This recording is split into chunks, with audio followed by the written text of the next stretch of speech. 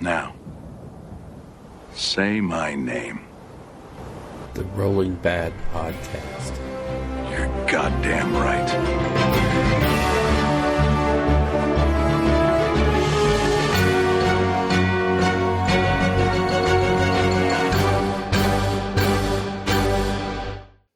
Welcome to the Rolling Bad Podcast, episode number 69, coming to you from the desolate wastelands of Albuquerque, New Mexico. We're recording on Monday, May 27th, and I am your host, Elric Edge. With me today is Bill Costello. How you doing, Bill? I'm so happy I could just cry. Why are you so happy that you could cry? Because I have a new recording studio for our podcast. Yeah. Yeah. And I think it's super cool. How cool? How cool? Super cool. Oh, yeah. Actually, I was listening to Independent Characters the other day, and Carl out there got a Rodecaster Pro, and he was absolutely enamored with it. So I was like, well, let me look into this thing. And the more I looked into it, the more I was like, okay, yeah, Daddy wants one. So hopefully our show sounds even better. Hopefully, yeah. It does a lot of things inside that I used to have to do in post-production. So hopefully, if I can manage my way through editing this thing properly, it'll actually sound better than it ever has before. Nice. Yeah. So, it's Memorial Day. It is Memorial Day. And I think, to be fair, should say on the podcast that yesterday was your birthday. So happy birthday, old man. Oh, thank you. You're welcome. Oops. Wrong sound effect. Oh, wow. Okay. Anyway, that was supposed to be laughter. Oh, Bill, you're just flailing. I am. I'm flailing in the dark. I'm totally ruining this. You're going to have to get a label maker for that thing. They have one. I just haven't done it yet. Oh, God. Stormcaster, cool. That's what I wanted. Okay, enough with those. Just because you can do a thing doesn't mean you should do a thing. Right. So, in part of our intro today, before I get to the shows or the events that we're going to call out, I want to mention a podcast I listened to the other day. I thought was really interesting and really cool. And it's a bit of a tough listen, but it's Ashes of the Imperium. So it's the British guys, Steve and Ben and Dan. And the show is focusing on mental health issues. Anyway, the guy they have on is a confirmed alcoholic. You know, he does the whole, he introduces himself, hi, I'm Max, I'm an alcoholic. So, and he talks about how the hobby, Warhammer, is helping him get through his issues. And, you know, he has sought out professional help and all that stuff. So it's a really interesting listen. And his point that he tries to hammer home is, number one, don't feel alone. If you think you're the only one going through issues, chances are you're wrong, and you need to reach out to somebody because there's people out there to help you. And like you said, there's ways, and you can replace your demons with plastic demons. And I mean, he says, you know, it's 100%. I have replaced alcohol with plastic. But it's a very good. There's a show they did for Mental Health Week over there in England, but the message is pretty timeless. So again, if you're struggling with anything, listen to that and understand that there are people out there that will help.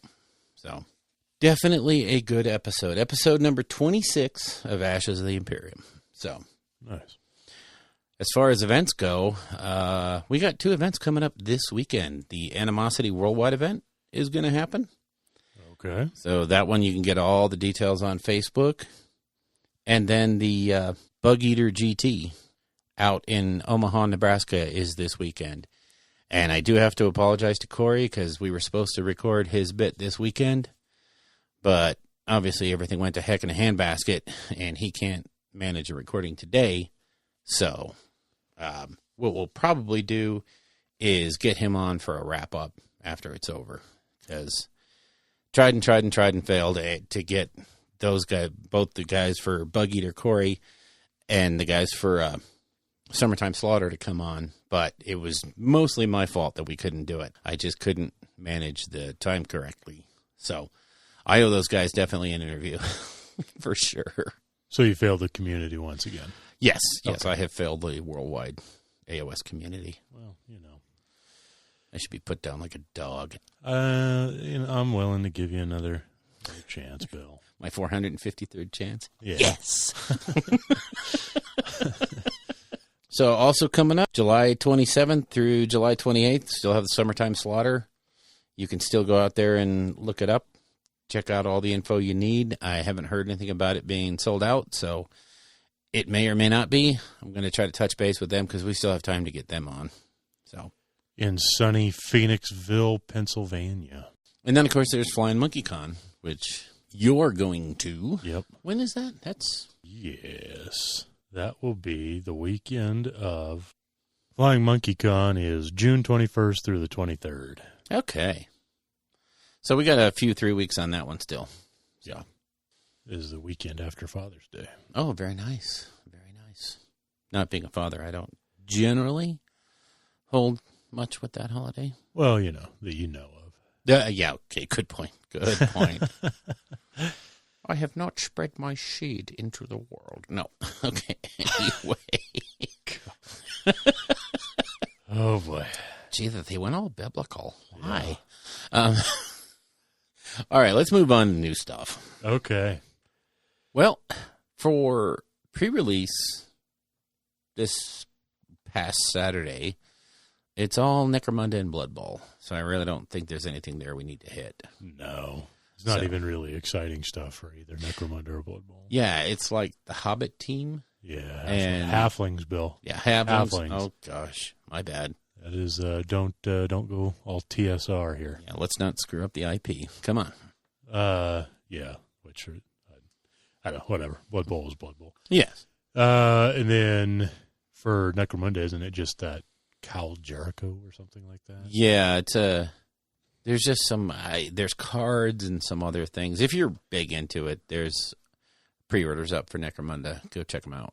Yep. But I don't follow it closely enough to speak knowledgeably about it. Nope. As for releases upcoming, they announced that Contrast Paints will go pre-order on June 8th and in stores on the 15th. Yes. And I hope they made more than they made of Loon cards. Yeah. Hopefully. Because I don't think I'm alone in ordering, at least one of every pot. So, You bought a whole set? well, not yet. I mean, June 8th, but people are going to do it. And the completionist in me says you have to have them all. God. We're going to get to that later on in the show. Yeah. Exactly Yeah, what my problem is. Oh, my God. But Yeah, I'm super excited. I will be purchasing several of them and starting a new army. oh, nice. Yeah. Are you going to share?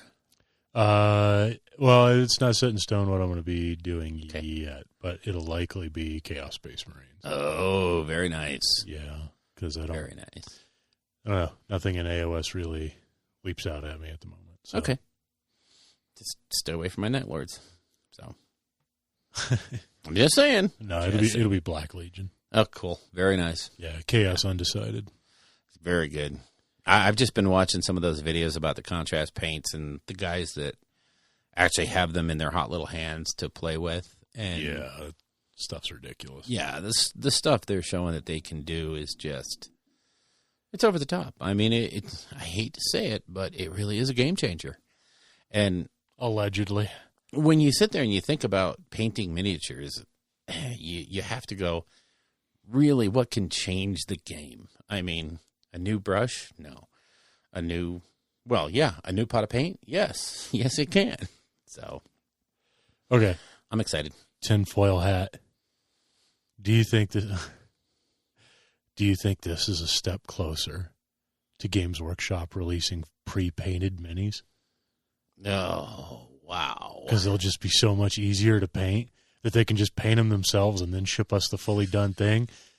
It'll be already assembled and already painted, and you can just buy it and I was going to say Toys R Us, but that's too soon. Oh, my gosh. Yeah, that's way too soon. Walmart, You can buy Space Marines in Walmart. It's coming. Hasbro's buying the company. We've been preaching about this for years.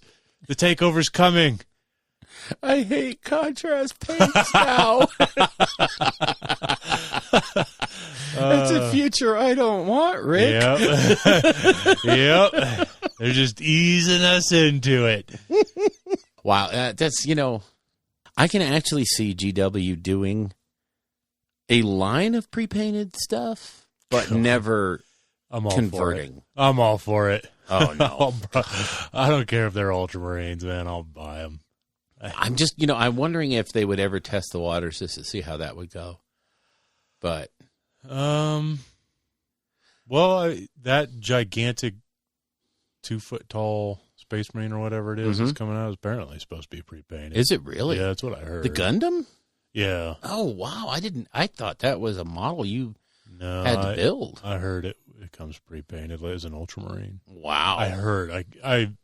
It's been known to happen that I'm wrong about things. Well, and who knows? The internet might be wrong. Don't you dare. Yeah, I know. I'm sorry. How dare you? I take it all back. As well you should. Okay. Yeah, so you can take a tinfoil hat off. Okay, cool. Just figured I'd prepare for the world for that. Yeah, that's That way a I could future I don't think I want. That way when it all comes tumbling down, I can scream, "I told you so," as we all fall into the abyss. Nice. So what else? Yeah, I mean, I'm just all depressed now. I don't think I can go on. Glad I could take the wind out of your sail on contrast paints. I still love them, Yeah. even if it is the harbinger of doom. Oh, that's a scary thought. So as far as things that came out this weekend, we had 2 pretty big AOS releases. And it was the Sigmarite Terrain, which is, oh my flippin' God. Yeah. And I have put up some pictures on our Facebook page, and I think I tweeted some out, or I might have just hit our chat group with them, but I bought at least one set. Oh, did you, Bill? Yes. Did you buy at least one set? One entire set. Okay, maybe I bought 2 entire sets. Oh, Bill. Well, I only built one, though. Because the other has to stay in shrink wrap. Well, otherwise, it loses value, yeah, obviously. It's a collector's item Oh, now. my No, God. I'm kidding. No, actually, I have it in my head, and, seeing how it's very, very modular. Right. And seeing the designs that people are coming up with, I'm over the top. There's just so many great ideas out there. I'm just like, wow. And that's just the first couple days of it being out there. Yeah. Wait until conversions and stuff like that start happening. And what's crazy is most of the things I've seen have been done without any saws or knives or anything like that, because it is so modular. You can stack and rack and put these things together in ways that I think it's more... I don't want to say it's more impressive than the 40K scenery sets, the Sector Imperialis and Mechanicus sets, but these are every bit as modular and freeform. And honestly, for the aesthetic of Sigmar, I think they're better than, say, doing a whole bunch of buildings, striking all the 40K iconography and putting Age of Sigmar iconography. This is a better thing, I think. Interesting. Yeah. And I mean, it is very Sigmar centered. So this is going to look great around your Stormcast and your Order armies. The big thing, I think, when you look at like the White Dwarf and they showed how they painted up a set to look more Slaaneshi. So there's so many options to go with on this. And the other thing that I kind of noticed as I was putting these things together is all of the platforms, all of the raised areas with the steps, they all have inset Sigmar type iconography. Not to mention that, well, it's very Sigmar-y. But all that stuff could be covered very, very easily with a little bit of either green stuff or any kind of putty that you like. Hell, even pourable epoxy, and you would have a blank slate to work with. You could make it a Khorne altar with just a little bit of effort. So I'm jazzed about those sets. They're all in these boxes, all primed and ready to go. So I just have to start. I base coated them with Xandri dust. Now I have to get the gray parts and the marble parts on the top, because I kind of have a thing in my head of what I want to do. Sure. First set. Okay. So they're cooler than candy. All right. What are your thoughts about modular terrain? So when I first saw it announced, I was pretty excited because it just means more Age of Sigmar specific terrain instead of like just generic buildings or whatever. And then I saw some of the pictures that were coming out, and I got a little nervous because there was like that gargantuan pyramid that was kind of like a whole table worth of of terrain, and for one piece, and turns out that's like 2 sets done a very specific way to look like that. And so you kind of got to be like, well, all right, if you wanted to go to 11 in that direction, you could, but because it's so modular, and again, like I was saying, this is just the first batch that people are getting together, it would be bananas to see what kind of conversions and everything come out of it. So, yeah, I had a moment of hesitation, but I'm now very much fully on board the terrain train. Mm-hmm. So, I'm pretty geeked for it. I want to see what people do, and I find as we transition more into Age of Sigmar terrain, when I go to events, and like half of the table is GW terrain and the other half is just like generic handmade terrain, it looks off. Yeah. So if we can just get more and more, it just makes it look more uniform. I'm not trying to sound like a GW fanboy or whatever, like everything has to be Games Workshop terrain. It's just when it's all one brand or whatever, one style of terrain, it makes the table look more cohesive to me. So... yeah, it aids in that whole suspension of disbelief thing where you just like, okay, yeah, that's definitely a Mortal Realm world. Yeah. So, it's kind of like you put down so when you see Sylvaneth players on a table that doesn't use the Sylvaneth Wildwood, they use like some kind of felt trees or something or not like the 2-dimensional, but like flocked 3-dimensional trees, and then they put down their terrain piece. It just, to me, I don't know if it's OCD or whatever, it just throws off the aesthetic of the table. Whereas if all the stuff was the same style of tree, then it just, to me, it looks so much better. And this just lends itself more to that. Yeah. Getting more and more tables on the same page. And what's really crazy is, if I bring a set of this to a game and you bring your set, they're going to look and act modular enough that we can combine those sets. We can make something either bigger or we can split it up across the board. Yeah. It fits. It's not going to be... it's modular. I mean, that's all really you can go with is it's very, very modular. You don't have to really glue anything. The only things I glued up were the statues of Sigmar and the big doggies, which are very Egyptian. Very, very Egyptian. Here we go with it's the Tomb King. Put your tinfoil hat on now, buddy. They're bringing Tomb Kings back. Are they? Yay. Here's my excited face. Anyways. Oh, Lord. And so the other thing that came out that wasn't terrain, but has terrain in it, is Forbidden Power. And I truly believe we're going to have to devote a show to this of its own. I don't even see the box around here. It's over there on my desk. Oh, okay. It comes with, I think, 3 or 4 endless spells, plus a terrain piece, and then, of course, the book and some cardboard markers for your games. And I honestly, since Saturday, I've had very little time to dig through it and really read it. I've just given it a topical glance. But in that, you have a whole campaign.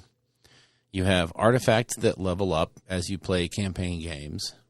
You have some new sort of force lists, if you will, that you can use to play the Forbidden Power stuff. And for anybody that doesn't know the background, the Forbidden Power is set all around these storm vaults. that Sigmar set up to hold either people that were dangerous or artifacts or items or just things that were he felt like shouldn't be released into the mortal realms, until he decided. Because he's a fair and balanced god.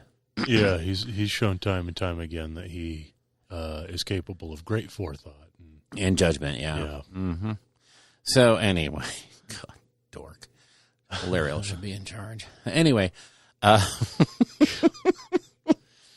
but anyway, the story, the campaign is busting into one of these storm vaults to get the coolness out.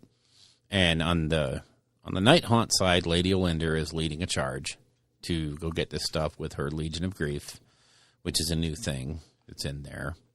And then there are defenders, which are defending the Storm Vault. And you can set up a very interesting little campaign. And like I said, I haven't read through it completely. And have you gotten it yet? No, I was hoping they would release a digital copy. Yeah, me too. I don't know why.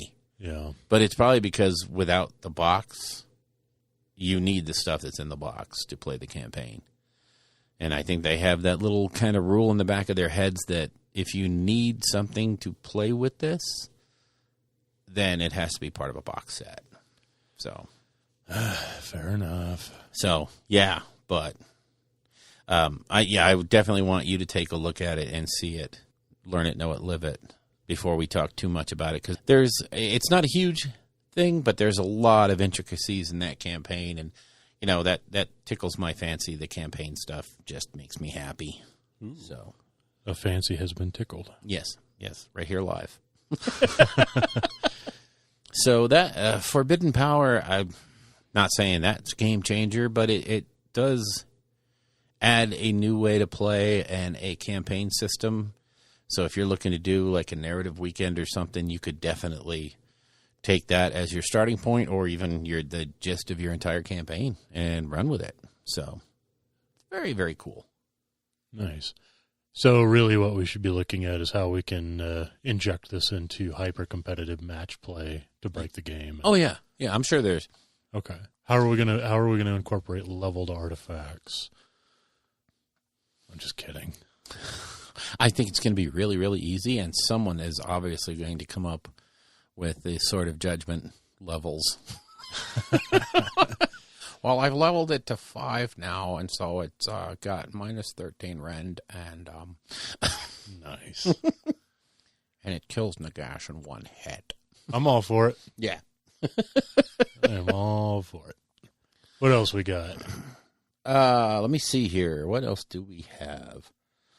Under the new stuff, that's kind of about it. Oh, you also have Mercs here. Is Mercenaries in Forbidden Power? Mercenaries is in Forbidden Power. Like I said, I glossed over it. Oh. And but it's a method of adding different things to your legions that are fighting for the Storm Vaults. So, Again, this is a narrative campaign box. This is not going to find its way into much match play, I don't believe. Fair enough. And yeah, we don't need anything like that muddling up the scene in match play, really. But it does give you a way to play with more of your toys, or an impetus to buy more toys for your narrative games. Are you trying to tell me how to enjoy my Age of Sigmar, Bill? Yeah, I'm trying to inform your narrative. Oh. Or, in my way of thinking, hijack your narrative. I was going to say, I feel personally attacked. All right, what have we been hobbying? I think I already mentioned, I primed the new sets of terrain. And I do have to throw a shout out to my wife, who made me a paint booth, because yesterday was about as windy a day as we've had in a long time. Yeah, it's getting pretty ridiculous. And it was constant. That was the thing, is it wasn't like it would just blow for a little bit and then calm down for 10 minutes. No, it was just constantly messing me up. So she built me a little paint booth outside that I could use to prime and base coat all these models. So I was very, very happy. If that isn't love, then I don't know what is. Yeah, there's really nothing. I mean, supporting the hobby, that's it. After that, whatever. Bear children, I don't care. I got those all over. I mean, yeah. Oh, boy. Oh boy! All right. Yeah, okay, let's drop that one right. Yeah, I was gonna keep running with it, and I was like, better not. All right. What else? Well, they announced the new Ever Chosen worldwide painting competition, which I think is so over the top cool. It hurts. I mean, it is a great grassroots painting where whoever ends up winning that is going to be a Slayer Sword winner. They are going to get a Slayer Sword. Oh boy. Oh yeah. And how it's going to work is July 27th. It's going to start, and it starts at all the GW stores. So each store is going to have a painting competition that day. And then the top 3 finalists in the Ever Chosen category. Now, there's 3 categories for this. There is the open competition, which is any GW models currently available on a 12 by 12 or 30 centimeter by 30 centimeter base in sort of diorama format or display board format. That's one category. Then they have the Youngbloods category, which is anything painted by a 15-year-old or younger. And then, of course, they have the Ever Chosen category, which is any currently available GW model on a 60 millimeter base or smaller.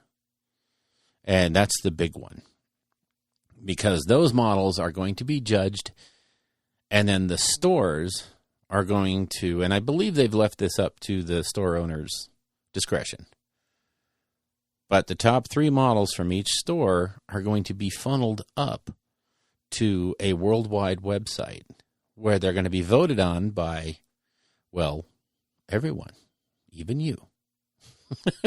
Okay. I'm sure that vote is going to be weighted because they were very adamant about the fact that the GW painting teams are also going to vote. Okay. So I have to think they're going to put a little more weight towards the heavy metal judges. Yeah, I would hope than, so. A popularity contest sort of painting contest. Otherwise, Miley Cyrus could enter something and win. So who? Yeah. Okay. So well, that's interesting that they call it the Ever Chosen category, but you can't enter the Ever Chosen. I was thinking about it because it's too big. The base is too big. Maybe instead of the Ever Chosen painting challenge, it could have been the Mega Boss painting challenge. Isn't that too big? Well, yeah, no, that's he's a on 60 a mil 60. base. Yeah, it could have been the Mega Boss. Yeah, but no. It's Opportunity missed. There you go. CGW, we would have thought that one through for Instead you. of a Slayer Sword, you could have given a Boss Choppa. Or just a head of cabbage. Oh, representative. Oh. Wow. With an angry, googly face on it. Going on, after the judging, they're going to select 3 finalists from that worldwide thing. Those 3 finalists are going to get all expense paid trip to Warhammer World for the final judging, at which point somebody's going to win a Slayer Sword. But so 3 people out there are going to get an all expense paid trip to Warhammer World. And what I love about this is it's every store is going to send up their entries. So they just opened up the 500 and something 6th store. A lot more people are going to have access. That guy who is currently in a small town in Spain who can't get to these big competitions now has a legitimate shot of being a Slayer Sword winner. Okay, well, so kind of piggybacking on that, I'm going to hit you with a hard question. I don't know if you know the answer, but I'm going to put you in the spotlight because I've seen it come up on Twitter. What do you do if you don't have a store nearby and you want to enter this contest? Drive to your nearest store. What if you don't have one that's within a couple 100 miles? I'm sorry. Really? Okay. It's absolutely no different in that situation than if they had the Golden Demon painting competition in a city that you can't possibly reach because of either vacation time or you're only 16 and you can't travel 3 continents away. It's the exact same thing, except this gets a lot more people involved than the old So format. it's the world's best painter asterisk within reach of a Games Workshop store.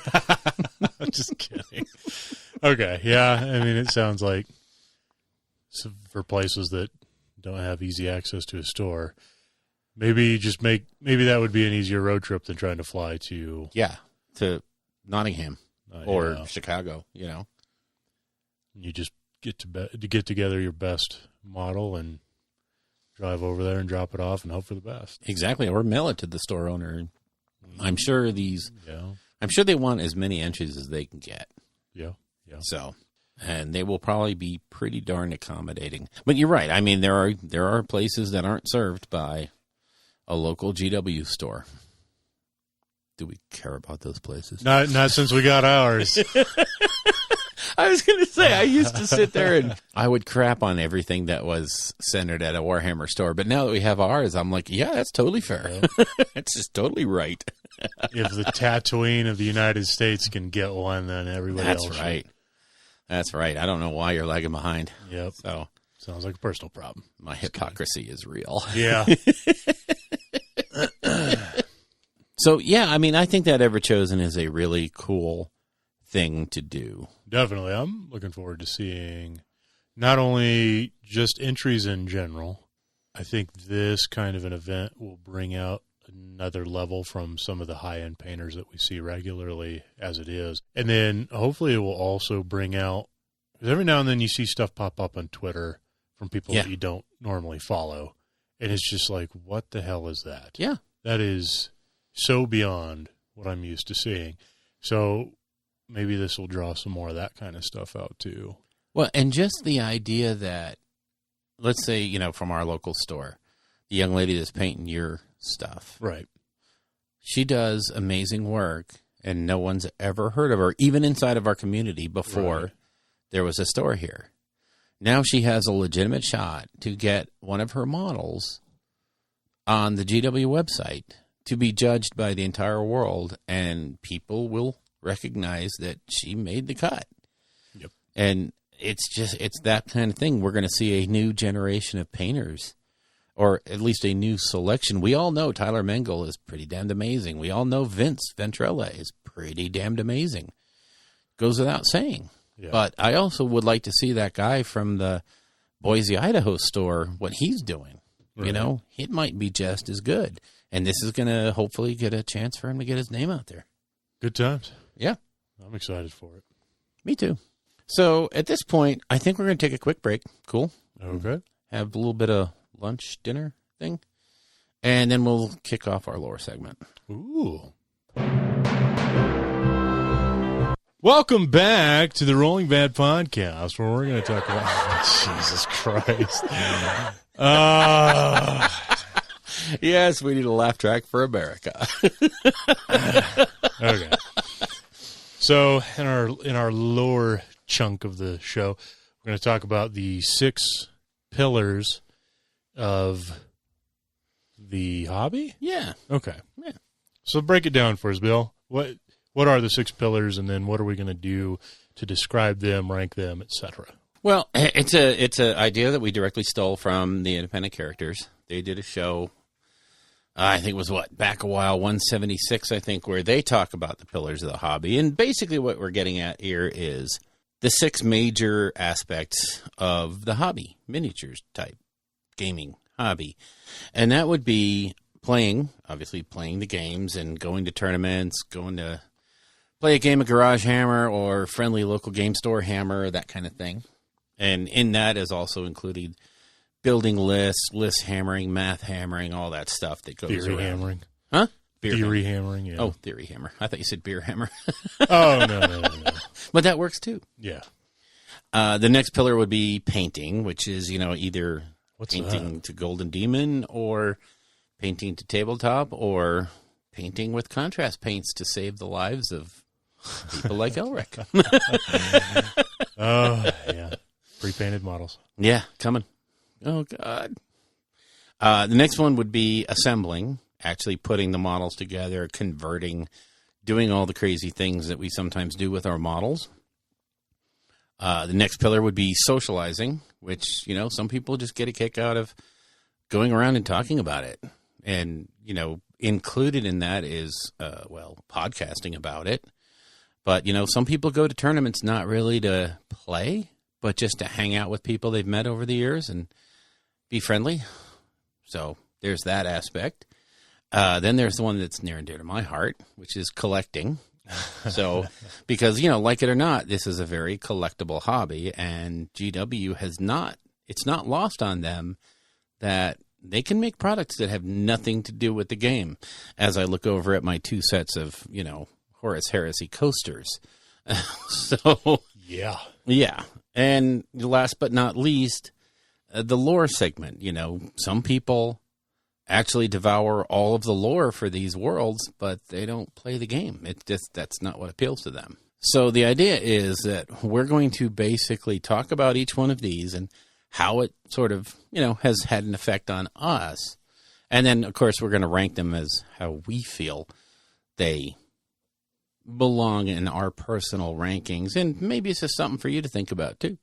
Who knows? Sounds good. All right. So you want to hit the first one and see what matters there? Playing? Yeah, playing. So this to me is probably one of the biggest ones. It's a game.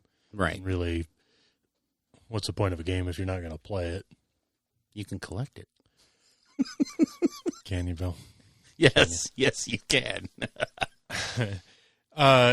And through, playing it, these all kind of like blend into each other. Oh, yeah. A little bit. But going to events and stuff like that is, okay, now I'm trying to think of how I distinguish playing versus socializing. Yeah. Because I was going to say, the last 2 events, or couple of events that you went to, you didn't go to play. Yeah, I don't You play. went to run them. Well, help Or run. to help I'm run sure, them. Yeah, Randy will pop a blood vessel if he hears me say I went to run anything. So playing, I do really enjoy playing. I find like my desire of what I want from playing shifts a lot lately. Like I used to focus more on hyper competitive playing and playing in events and trying to get to a point where I could win events and things like that. And now I don't really care so much about that. I really just want to have relaxed, fun games, usually like getting new people into it or just trying new things, not worrying about how effective they would be, things like that. But now that we do have kind of a new team going, Yeah. I do feel that competitive itch coming back. Nice. So just because I want to try to rack up points for our Yeah, you want to represent. group. Yeah. Mm-hmm. So, but yeah, so what does playing mean to you? Well, see, in my list of the top 6, I actually have playing as number 6 on my list. Really? Yeah. Because as much as I enjoy playing, and like you say, it is the focus of this hobby, but each of the other aspects to me are more of a draw to this whole hobby than actually sitting down and playing a game. And it may sound kind of strange because the ultimate focus of assembly and building and everything else is to play a game with these miniatures. But to me, that's not my sole focus. I went to LVO 2 years in a row to not play. I didn't sign up for a single tournament. Same thing at Nova. I signed up for the narrative event and enjoyed the heck out of those games. But you won't catch me in the GT anymore because I don't like that competitive flavor. I would like to get good at the game, but I don't see it as a focus of my existence. It's just not a thing that I'm not going to spend any spare brain cells to try to get better at playing. I just want to have fun narrative games and enjoy it. That's fair. Yeah. That's fair. Painting. Yeah. What is that? Tell me what painting is. Well, to me, and to as far as the list is concerned, painting is everything to do with finishing up the models after they're built.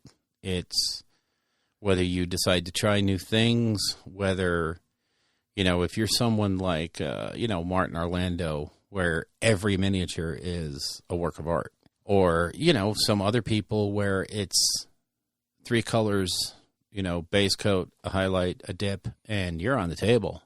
Right. So it means something different to everybody. For me, painting I actually put painting, which seems strange because I love it so much, but I actually put it 5th on my list because I love to stretch and to find new ways of doing things and to try new things on different models.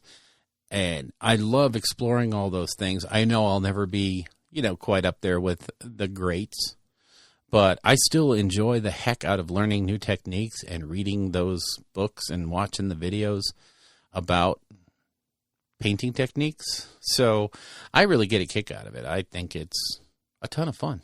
What about you? I pay people to paint for me. Well, there we go. So on your list, it's 6? No, actually, it wouldn't be. It Okay. wouldn't be 6th.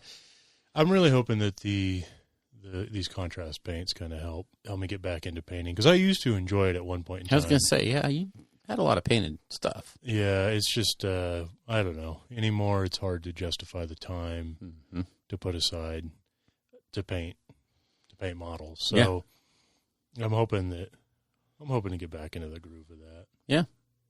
And see, that's one of the things that, this discussion about the pillars, the 6 focus areas, if you will, of the hobby is, it might spur people to think a little bit about how they're spending their time. If you absolutely hate painting, why are you spending 50% of your hobby time painting? Yeah. It may be a little financially burdensome to send it out to get painted, but if it makes the rest of your hobby time worth more to you, then is it not worth it? Yep. So, and I know, there's a stigma that's sometimes attached to having an army painted by a studio or someone else, and I have honestly never understood that. Yep, I don't care about that anymore. Yeah. Yeah, because it's your hobby. It's supposed to be fun. Yeah. So there's a difference between like, I got to get these 60 clan rats painted, and it's going to be tedious, but to a certain degree, I still enjoy it, and it all goes towards my army, and I'm gonna feel better having put that out there on the table with the rest of the stuff I painted, and then feeling like I effing hate this. I cannot stand doing this. Right. So I'm just going to constantly keep putting it off, and then I'll never have an army done. Yep. Like there's a difference between that, and if it's the latter for you, then there's nothing wrong with. No. I mean, Having a friend paint it or sending it out to one of the studios that's, there's some of the studio work these days is, well, it's coming down to price because there is competition going out there. Definitely. But, some of the studio work is just phenomenal. I was looking at some stuff from Frontline Gaming the other day, and they have 3 different levels. And I was looking at their just base tabletop level. Yeah. And I was like, that's really not that bad. And again, we're going to go back to contrast paints, but when you look at a studio like that, the level of their tabletop is going to have to be moved up because contrast paints will give you that. Yeah. I almost wonder how contrast paints are going to affect painting studios. Well, I think it's, it sounds strange, but I think it will actually help them out. Yeah. Because a lot of people are going to be putting out armies. We all know about the 3-color minimum. Right. Well, a lot of people are going to be doing contrast painted armies now. And so you're going to have a group of people that want to have something that's a step above that. Right. So I think, it's probably going to affect the industry. But, again, like I said, their tabletop level is, they say it on the website. It's base coat, wash, and a highlight. And then it gets sent back to you. Well, the contrast paints do that for you now. So they're obviously going to have to look at that level, that entry level, and say, okay, so what we're going to do is our tabletop is now contrast paints with some highlights and dry brushes added to it. So I mean, they'll find a way to make it work. Sure. All right, and the third section on here, assembling. Yeah. The building of the models. I mean, it's one thing to just grab the kit, shake the sprues out, and then clip away and assemble by the numbers. But there's a heck of a lot of people out there that look at that and go, yeah, no, here's what I see this model to be. Right. And the next thing you know, you have this lump of plastic green stuff and wire and metal and lights, and everybody looks at it and goes, oh, my God. Right. You know? Yeah, there's some pretty crazy stuff that people are capable of doing. Oh, yeah. I have to say this for me is probably the worst aspect Really? of the hobby. Yeah, I really don't. It has gotten a lot better. You know, now the directions in the books, or the directions in the boxes, are so much more comprehensive, and the way the models are designed, they're just much easier to build. It's all numbered. You know, it's built by numbers, but I don't know. There's just something about it that still drives me crazy. Mm-hmm. I mean, it's not the days of plastic metal hybrid kits and stuff like that for sure, but maybe part of that has just kind of lingered with me over the years, and I just it drives me crazy. I really dislike building models. Well, yeah, that's fair. See, now for me, I have it actually as my fourth of six, and it's simply because I truly enjoy building the models. I find it to be very, like, I can sit in front of the TV or in front of the Twitch TV watching the stream and just plugging away at models and knocking them out. I find that to be a lot of fun. And every now and again, I will get a conversion project that hits me, but no way am I like some of those guys out there that convert every single model. Oh, yeah. That's crazy. But, you know, you look at some of the models, armies out there where, you know, it's as simple as taking a candle flame to every skink tail and moving it so that no two skinks are alike. Yeah. I'm like, okay, that's fun. And what's strange about fantasy is you didn't used to be able to do that because everything had to rack and stack on the trays. Nowadays, sky's the limit, and you can see in the design of the models that there's no limit to what they're going to do. And so pretty much by and large, there's no limit to what you can do. Exactly. I know I have some of the Kharadron Overlord conversions I've seen have just been, you can tell someone was waiting for that their whole life. Yeah. Yeah. I think just Dwarden in general. I just saw a picture of Fire Slayer heads just put on like Iron Drake bodies and stuff like. I mean, just a simple head swap, not really that intensive a conversion. It just looks so cool, you know. I do love. While I personally don't like building and stuff, I do really enjoy seeing what people can do with these kits, and especially you start adding in like green stuff and putties and and whatnot. It just takes it to a whole new level. So. Yeah, I mean, I don't know. I get through it. Unlike painting, I will sit down and just crank out building models and stuff. You've been cranking out trogs. So. Yeah, there's a light at the end of that. Yeah, that swamp. So, yeah, it's strange. I some of the things I see just get me so motivated to try something like that, and then I usually look around and go, yeah, no, it's just way easier to build these 10 and get them painted than it is to, change the pose on chain rasp hordes. Nobody even sees them. Yeah. But I have done some things to some of the bigger models that make it fun. So. Yeah. I just don't have the ability, I guess, when I look at a kit, I don't think like, oh, there's these other parts of these other kits that I could do this to. And there's people out there that look at it and that's like the first thing they see. Yeah, I'm like you, I've never been able to see those possibilities without almost first seeing it on the internet somewhere. Yeah. You know? Yeah. I have no problem, trying to like copy other people's conversion ideas and stuff, especially when it's simple like head swaps and stuff like that. But or changing the arm here and there. Right. But, just doing these almost from scratch type kit bashes and stuff is just crazy. And I wish somebody could sit down and explain how that works in their head, but I don't know how you would even do that, so that it would be comprehensive. You can understand. You have to be one of those people that sees beyond what's there to the possibilities that are there. And I've never been that guy. I don't understand Impressionist art. I just look at it and go, well, that's really dumb.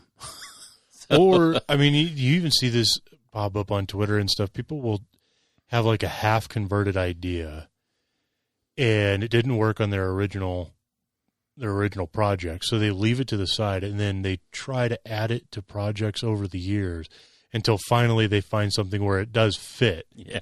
And it's like, how did you manage to be that patient with like, that's like a $60 or $80 kit that you chopped up and then left half finished off to the side. Like, I don't know. It's just such mad scientist type thing that I don't know. Freaks me out. I'm so much more of, I'm buying this box because it's 10 of these guys that I need to put in my army to have it done or whatever. Not, I'm buying this box for 10 of these arms. Right. So that I can maybe use them a year from now. I don't know. It's just weird how that works out for some people. Or I have this thought that one arm from the Chaos Cultist will work really good on my Tzeentch. Yeah, no, I don't see that. I just don't see it. And I know I guess it's a left brain, right brain kind of thing. You got to be wired a certain way.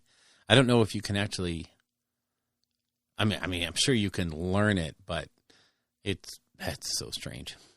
Maybe. I wonder if converting is kind of like painting in that you tell people when it comes to painting, they beat themselves up because they start painting and generally, unless you're one of these crazy savant painters, your stuff looks like ass. Yeah. And it's very easy, especially in the social media world we have now where this AAA quality painting is so readily available. You look at your stuff and you're like, man, it does not look like this. Right. I want to give up right away. But if you keep painting and keep practicing, you will get better, period. You just will. Mm-hmm. And that's why I always love when some of these heavy metal guys and stuff put up pictures of like, this is what I painted 16 years ago. And it looks like it's abhorrent. Yeah, something I would have done. Yeah, it looks like they took enamel paints and just poured the bottle on the model. And then they put their stuff up now. And it's like, how is that done by the same person? It's because for the last 16 years, they just practiced their asses off. So I wonder, and maybe some of those crazy mad scientist converters out there could attest to this. Is it one of those things where you just have to take that plunge? Yeah, maybe. And you have to chop up some models and accept that you're going to ruin some kits. Yeah. Because it just didn't work. And then the more you do it, the more it makes sense. And your brain starts to accept, like, okay, well, I could take the torsos and legs of these guys and the heads and the arms of these guys and get some crazy Duncan-style kit. Or, I could take this scenery piece for this army and chop it in half and add it to this other piece. And, and it just makes sense in my head because I've been doing it for so long. Yeah. I wonder. So if there's any crazy converters out there that hear this, is that how it worked for you or did it just click? Yeah. Have you always seen these things or did you kind of grow into it? Yeah. Can you read the Matrix on conversion? Is it all zeros and ones to you at this point? Did you take the blue pill? Yeah, exactly. Exactly. I obviously didn't take any pill except the Tylenol. I took the little blue pill, and it's been more than 4 hours. So, oh wow, you're supposed to see a doctor. Yeah. Okay, Where's the corny laugh track on that one? You're slipping, Bill. Wow. Sorry. That's so bad. That was so late. I have to learn to use the equipment. Yeah, it's new shiny toys. Okay. All right, so number 4 of our list. Yeah. Socializing. Well, now, see, this one we both have to kind of put near the top. Yeah. Because, podcasting is sort of part of this. But in the grander scheme of things, I have to say that, I put socializing number 2 on my list because number 1, podcasting, but most of the enjoyment I get from going to events is from just seeing people and seeing the people that I know and haven't been able to, you can't hang out with these guys on a daily basis. They live in Denver or they live in California or they're out in Washington, D.C. It's fun to hook up and talk to these guys in person for a while. Yeah, definitely. Man, especially when you start going to the bigger events like LVO and Adepticon and stuff like that, it just takes it to a whole nother level of being able to interact with people from literally all over the world. Oh yeah. And not only that, but I'm trying to, that's kind of why I had that blank look on my face. I was trying to think how many friends I have now in my adult life that are not connected to us meeting through gaming. Yeah. And I don't know if I can think of any. Wow. It's really strange because you form that bond with people, and then you get to go to an event and meet those people and go, hey, we have a lot more in common than we have different. Yeah, definitely. And not only that, like at the acquaintance level or, whatever, I'm talking like very close friends, and they're all met through rolling dice together and spending tons of money on little pieces of plastic. I mean, it sounds silly, but like it almost in a way justifies how silly this hobby is. Yeah. You know what I mean? Like, because it really is a silly. We buy little plastic soldiers and play a Army board Men game with them. Yeah. But it's the friendships that you build through that, and the community that we're all a part of is just so much more. It's worth all of that, I think. Yeah. It's pretty awesome. It really is. And when you get right down to it, it's the social aspect of this hobby. It pervades almost, the entire hobby. Hell, playing a game is a form of social contract, if you will. You have to agree with the other person across the table to have a good time at this. Yeah. Even if you're playing a serious Table 1 competition at LVO, you still have to agree that your guys are going to have a decent game. We're going to try. We're going to follow the rules. We're going to do these things. So, but in the grander perspective, we go to these tournaments, we go to these big events, not so much for I'm sure there's some people that go there because they know they have a great shot at winning. But I would never go for that reason. I go there because I want to catch up with people. I want to see folks I haven't seen in 6 months to a year or, 3 months. So definitely. And I think what's also really important to point out is as we move more and more into a digital world where I look at my kids sometimes and it's impossible to get them off of their phones or my son on his Switch playing Fortnite. It's ridiculous. And this game, this hobby requires you to get off your ass and go to a place where you physically interact with other people. Yep.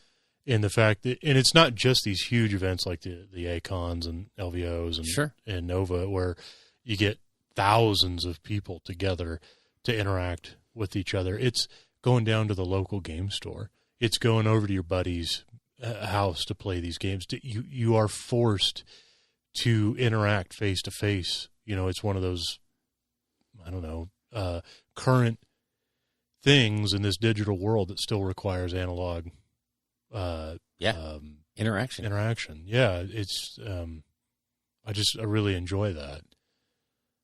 Yeah, So, to me it's one of the best. Well, it's the number 2 best part. yeah. It's like you said, and I'm one of those people that, almost all of my hobbies that I've ever had in my life, between wargaming and model railroading and now warhammering, they're all socially interactive. And, you actually, like you said, you have to go out and seek other people to interact with. I mean, I guess suppose you could just be a model railroader in your basement. You could be a Warhammer collector in your basement. Sure. But are you really getting much out of it at that point? Well, I mean, depends. It kind of, what were you trying to get out of it in the first place? That's true. If it's just to buy these cool things and paint them, then that's enough. Yeah, that's enough. Yep. I look at, I cannot remember the name off the top of my head, but there is this woman that I follow on Twitter, and she does commission artwork based on 40K. And she talks about how she doesn't know anything about the game. She doesn't look at the models. She doesn't paint, doesn't play it, doesn't go into game stores or nothing. Right. She just got into it off of seeing artwork and reading Black Library books. Yeah. And, that was her whole thing. And I thought that was really cool too, is you don't have to take on all of the hobby or all of everything this world has to offer. It's pretty cool. Yeah. You can find your niche anywhere and be included. That, one of the things I've always said about this community as a whole is we are so damn inclusive that people don't even think about it as being inclusive, because I've never seen anyone anywhere at any event being closed-minded about someone else that shares the same hobby. And I have seen that in other things. I have seen that sort of schism develop, but never in this one. It's always been, hey, whatever rocks your own boat, let's go play some games, or let's talk about Sigmar and how stupid he is, Yeah, really. I mean, once we finally got rid of all those Ninth Agers, That was for you, I think. Yeah, once we got rid of all those Square Basin nerds, we had a good community. But, I hate to say it, but it is kind of true. These newer editions that are more approachable have brought more people into it. And honestly, a lot of the neckbeards have shuffled off into their own little neckbeardiness. Yeah, imagine that. When you reduce a 288-page rule book down to 12 pages, it makes the game more accessible. Better. Better overall. Yeah. Mm-hmm. And not finally. Fine. There's two more. Collecting. What's collecting mean, Bill? Collecting is everything. Everything. I like how buy everything is in all capital. I think we all know I have a disease, so we can just move on from that one. But there are other people out there that this hobby is a chance for them to collect the things that they like. And, I know there are people that scour the eBay listings looking for a certain blister pack from 1988. Yeah. And, it's there's the completionism aspect, and there's the I want every episode, every issue of White Dwarf. I want to have that in my collection. Right. And there are people like that. Like I said, they come out with coasters. Okay, do I really need 40K coasters that I will never, ever use? No. Do I have them? Yes, because they're very cool. And one day, I might be bereft of coasters, and, they'll come in very handy. That would require you to take the shrink wrap off of them. Forget it. You ain't using them. Yeah, that's what I'll double up a napkin. Use that. You'd rather have rings on your table than rings on your 40K coasters. Damn right. Yeah. That's an Iron Hands coaster. Get your hands off it. Yeah. And obviously, the collecting aspect is a big deal. Otherwise, GW would not be doing these last chance to buys where they go back and recast these. Some of these are old-ass kits, man, from way back in the day, but it scratches that nostalgia itch for a lot of people who have either been in the hobby for a really long time and don't have that model because they got rid of it, back in the day or whatever, or because there's so many new people getting into the hobby, it gives them a chance to buy one of these models from 10, 20 Days gone freaking by. years ago. Yeah, it's crazy. So obviously it's really important to people.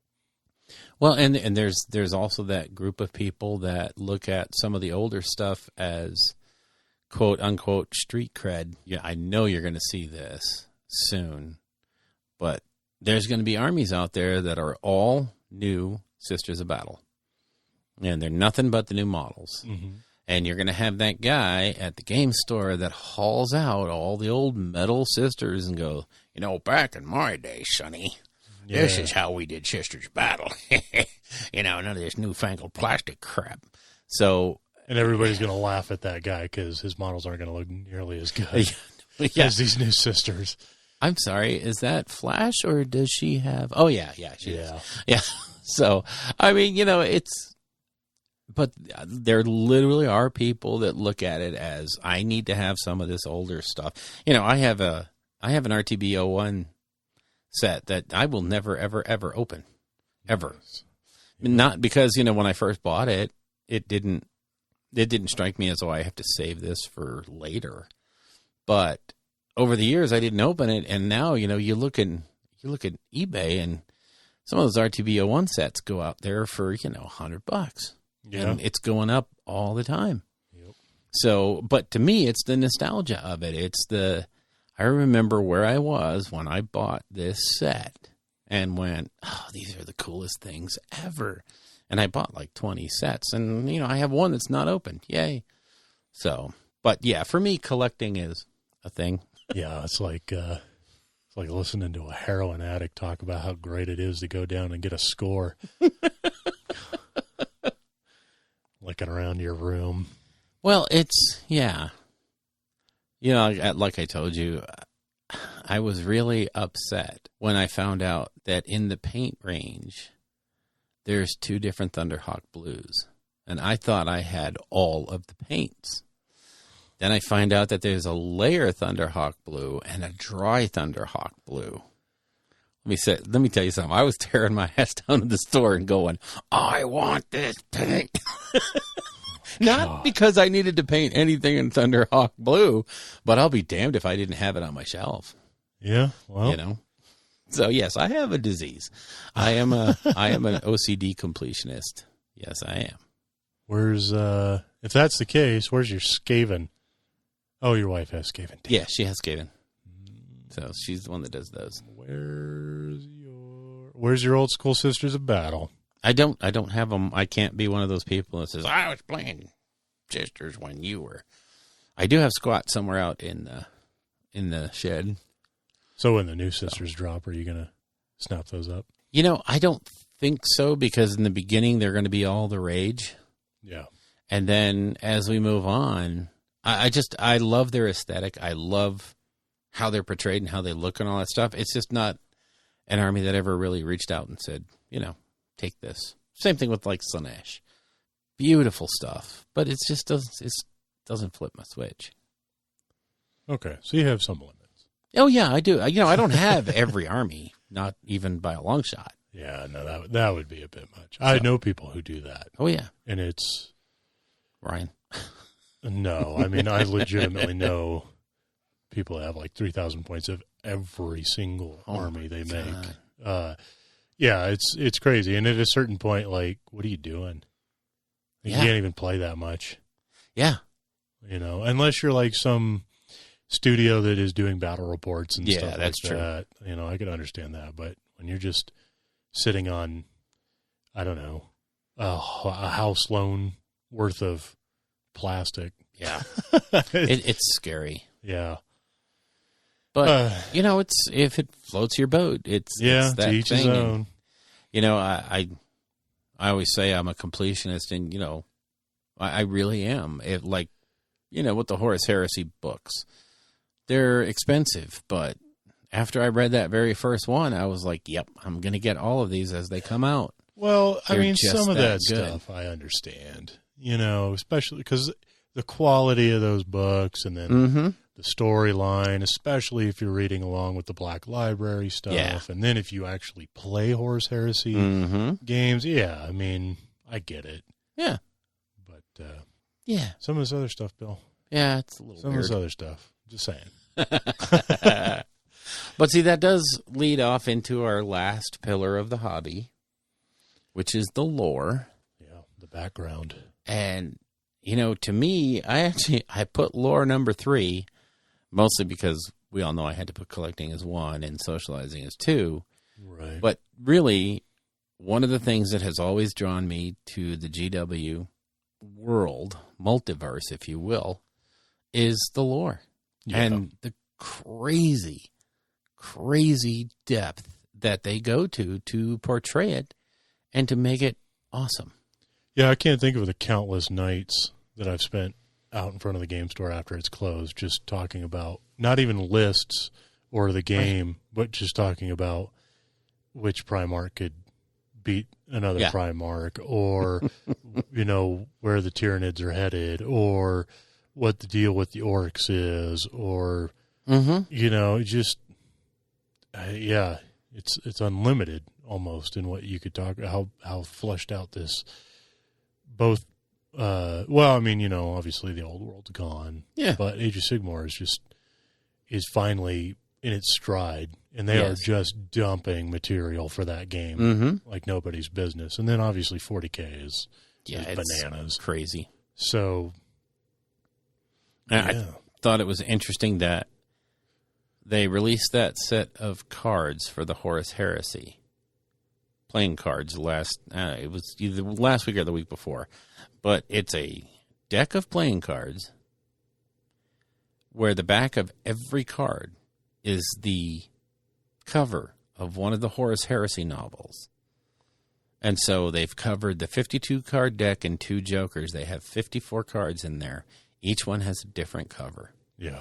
And when you think about, in a series, 54 books, and that's just the Horus Heresy. That has nothing to do with all of the other books that are out there.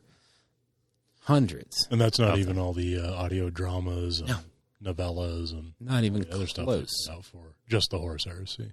And, when you think about how much fun it is, even in the codexes and the battle tomes, to go through the lore that's in there that moves the story incrementally forward. And, of course, I think we recognize now that up to a certain point, they were adamant about these stories don't move forward. We're going to be at 2 seconds to midnight, and we're staying there for life. Yeah. And now all of a sudden they're like, midnight came and went. We're moving on. Yeah. And it's just so...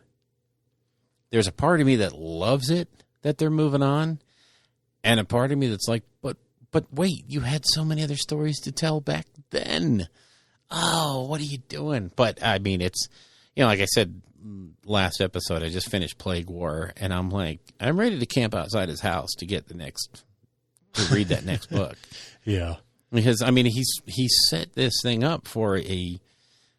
Guilliman and Mortarion are going to fight, and it's going to be... Good times. It's going to be crazy. And, but it's one of those things. It holds your attention, and it just grabs you through this whole journey. It's so fun to keep up with this lore, I think, anyway. Definitely. Yeah. Like I said, I can't think of, the times we just sit here and we do it off air. Yeah. Sit here and talk for hours and hours about this stuff. We waste great podcast material on just sitting on the front porch going, yep.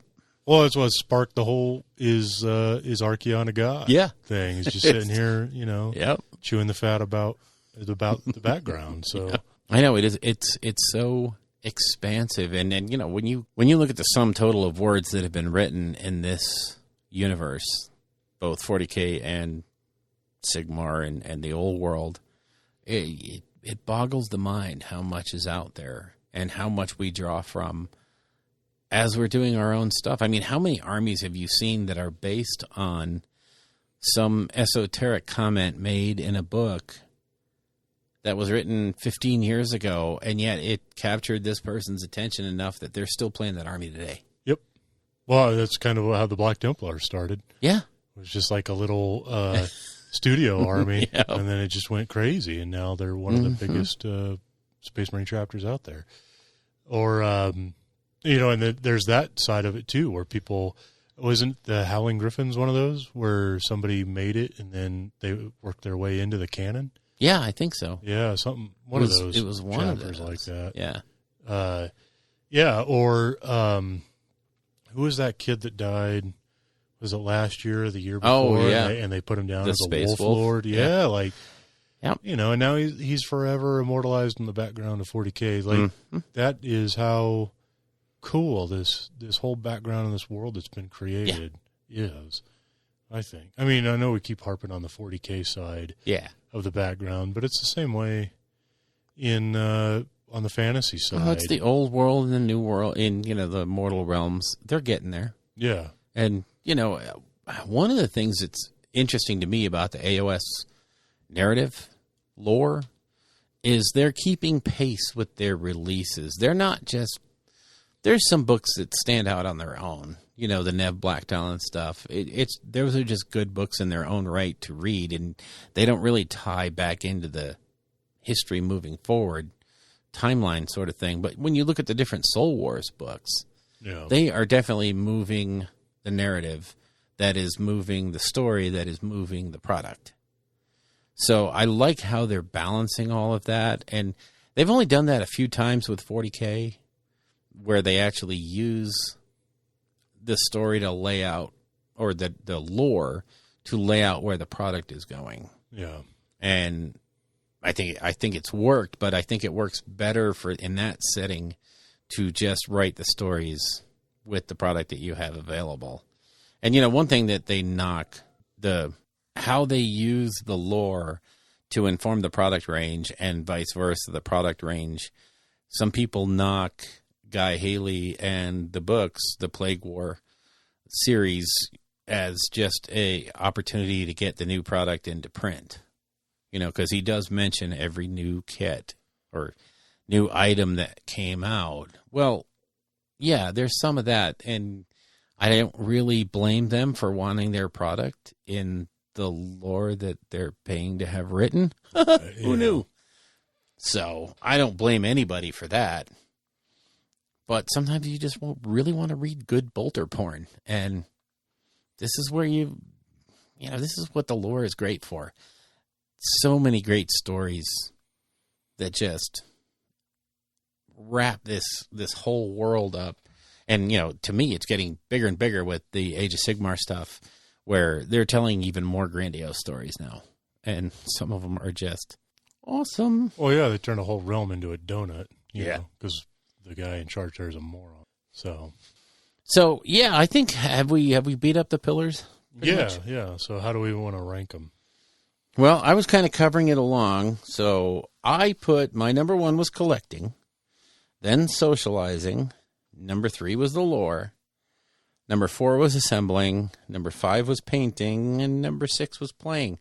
And I kind of feel bad about ranking those that low because I really enjoy all of them. Right. But somebody's got to come in 6th. Okay. What about you? Oh, man. I think for me, number 1 would be the lore. Mm. And then number 2 would be socializing. Nice. And then after that, probably playing, painting, assembling, and then collecting last. You don't have a disease. Well, I mean, there's always stuff that I want to buy, and there's definitely that voice in my head that would be like, it's like, it'd be cool to have this army. It'd be cool to have that army. Right. But then my wallet's like, no, it's not going to happen. So, but I don't really think of collecting like that so much as I think about, like when you were talking about the Rogue Trader models. And I used to have some of that Rogue Trader stuff for a while too. And I always thought it was kind of cool. But then part of me was like, well, why do I have these models that I'm not using? Yeah. So it's a little different for me. Like when the 25th anniversary Space Marine came out and the 30th anniversary, part of me is like, well, I'd buy that and then put it in my army. Mm-hmm. I don't necessarily want to buy something just for a diorama and then leave it off to the side. If I'm going to spend the money on these models, I'm going to put them in my army to play with. Yeah. So he's got to make some money back. Yeah. we are getting into a point now where you get like the Funko Pops and stuff like that. So, maybe I will scratch that collecting itch a little more with stuff like that, I guess. Mm-hmm. I think maybe it started with that Black Library calendar you gave me a couple of years ago. Oh, yeah. It's just cool. It was just so cool to have that artwork up Yes. on the wall, and every month it changes. And, it kind of makes you realize, like, yeah, you can buy stuff that revolves around this property Mm-hmm. that isn't a model that you're Yeah. pushing around. So, I don't know. Yeah. And they do a real good job of trying to, I know we laugh all the time about the leggings, Oh, yeah. but, here's the deal. They're selling well enough that there's new ones coming out. So, Yep. obviously, I mean, sure, if 1/3 of them are bought as a joke, they're still bought. They're still money changing hands. So it's still doing what they intended it to do. Here's an idea for anybody who wants to do it and then give me royalties. A website that has links to all the other websites that sells Oh, wow. stuff like that. An aggregator, yeah. Yeah. So I don't have to try to figure out who it is that sells the leggings. And then Yeah. I saw these cool jackets being sold. Is that Oh, somebody I know. else? Yeah. Or, it's just all of it in one place. And yeah, it could just be links to other websites or whatever. But Oddly enough, I think in the last time the team, I forgot what they're called, the marketing team was on the stream, they said they were going to do a website that would link to all yeah, you'd think licensed product. the community website Mhm. would do that. But, I think GW still has that weird thing where if it's not something they directly own, Mhm. they don't. They don't like to. Yeah, they don't always play ball with it, even though it's their IP. So, But it strikes me as so odd that there's some seriously cool things out there with their branding on it yeah, that they don't even they never talk about. acknowledge. I mean, at least they have the show now. Yeah. Where they do The talk licensing previews, yeah. about, especially like the video games and stuff. Because that's a serious amount of money and effort being put into even just half-ass mobile games is still It's quite a bit of lot effort. work. So it's cool to see them talk about that. Mm-hmm. It is indeed. Okay, so that's your list. That's my list. Yeah. Be interesting to see what some other people come up with and have ideas for. So feel free to hit us back with your list and tell us why we're dumb. And you have to acknowledge that I do have a disease.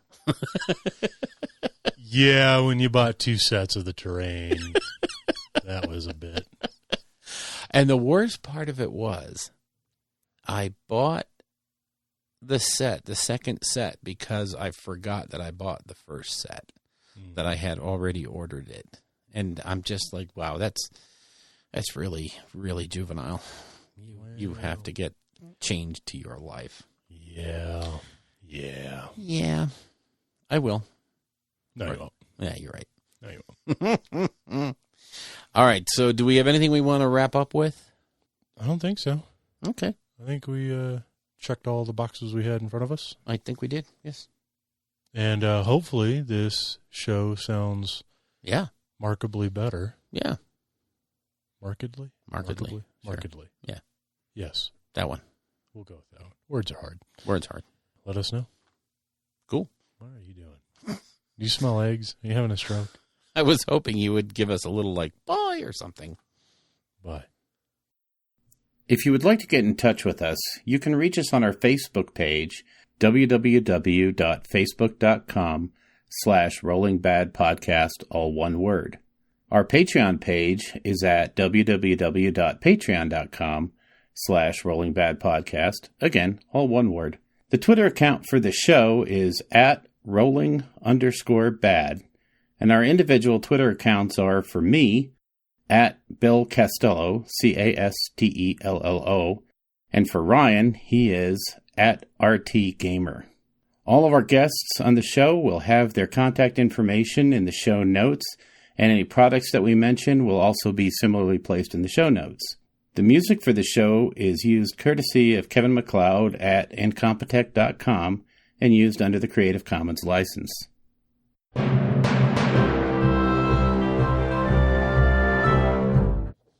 Sorry, I just wanted to move that. That's fine.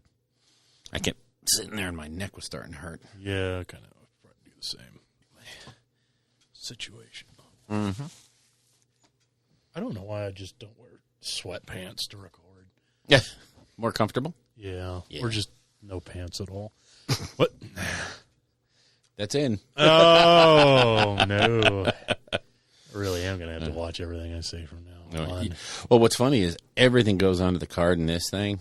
I can, pause and record on this one. But, yeah, this one just, any sound that's made goes onto that card. So we have to be reasonably careful. Nice. And now there will be a hard recording of all your incredibly racist rants. Yeah. Because I have so many. Yeah. About all the Sylvaneth. Well.